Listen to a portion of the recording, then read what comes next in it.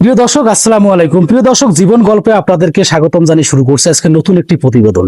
প্রিয় দর্শক, হয়তোবা আপনারা জেনে থাকবেন যে অসহায়, হতদরিদ্র এবং সুবিধা বঞ্চিত পরিবারের যে মেয়েগুলো আছে, টাকা পয়সার অভাবে যাদের বিয়ে শাদী হচ্ছে না, তাদেরকে নিয়ে মূলত আমাদের কার্যক্রম।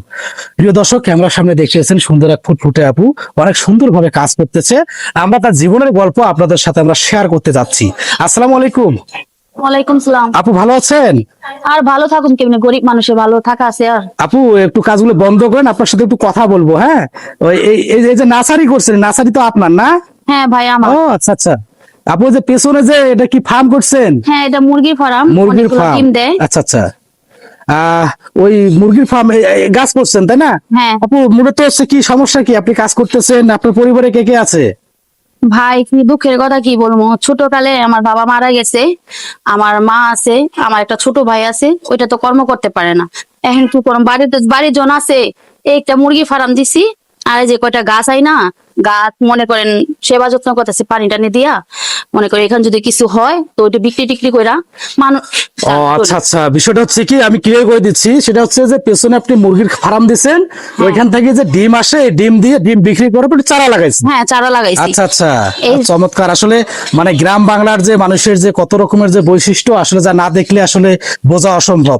প্রিয় দর্শক, আপনাকে একটা প্রশ্ন করে আমি রাখি, যে গরিব ঘরে জন্মানো কি অপরাধ, না গরিব হয়ে জন্মগ্রহণ করাটা অপরাধ? প্রশ্নটা অবশ্যই আপনার কমেন্টের মধ্যে রিপ্লাই দিবেন। আপু, আমাদেরকে তো ডাকছিলেন বিয়ের জন্য, বিয়ে হয় না আপনার তো, তাই না? হ্যাঁ তা আপনার ভাইয়া। কি পূর্বে কি বিয়ে শাদী হয়েছিল? না ভাই, আমার বিয়ে শাদী হয় নাই। এই যে তো আমার গরিব দেখা তো আমার বিয়ে হয় না, মনে করেন যৌতুক চায় অনেক, এই জন্য আমার বিয়ে শাদী হইতাছে না। আপু, আপনার পরিবারে কে কে আছে মূলত?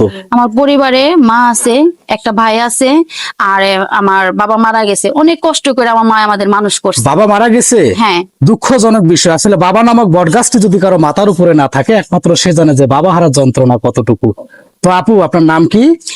ভাই আমার নাম নুপুর। নূপুর। আপনার বয়স কত? আমার বয়স 22 চলতেছে। 22 বছর। হ্যাঁ। তাহলে আপুর নাম হচ্ছে নূপুর, বয়স হচ্ছে 22। আর আজকে আমরা যেখানে অবস্থান করতেছি, এই গ্রামটার নাম কি? ভাইয়া এটা টাঙ্গাইল ভুয়াপুর। টাঙ্গাইল ভুয়াপুর, তাই তো?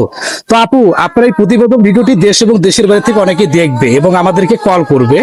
তো আপনার যে দায়িত্ব নিবে, তার বয়স কেমন হতে হবে, সে দেখতে কেমন হতে হবে? বয়স তো সবকিছু করে না, যদি একটা আমার মনের মানুষ থাকে, আমাকে যদি বিয়ে করে, সে সে বয়স এলো 50 হোক বা 30 হোক, আমার কোনো ব্যাপার নাই। বয়স কোনো ম্যাটার না, তাই না তো? ম্যাটার না। আপু, তার ঘরে বউ বাচ্চা আছে, আপনার দায়িত্ব নেবে, আপনাকে দ্বিতীয় বা তৃতীয় বউ বানাতেছে, আপনি রাজি আছেন? হ্যাঁ ভাই আমি রাজি আছি। আপু, তার ঘরে সন্তান আছে, মানে অর্থাৎ তার ওয়াইফ ছিল, চলে গেছে, তার ঘরে সন্তান একটা রেখে গেছে, আপনি সন্তানের দায়িত্ব নিতে পারবেন? হ্যাঁ, সে যেন আমার বিয়ে করে, তার সন্তান তো আমারই সন্তান, তাহলে আমি সন্তানের মতো মানুষ করব। আপনি তো সতীনের ঘরে সংসার করতে পারবেন, তাই তো? হ্যাঁ, আমি প্রতিদিনের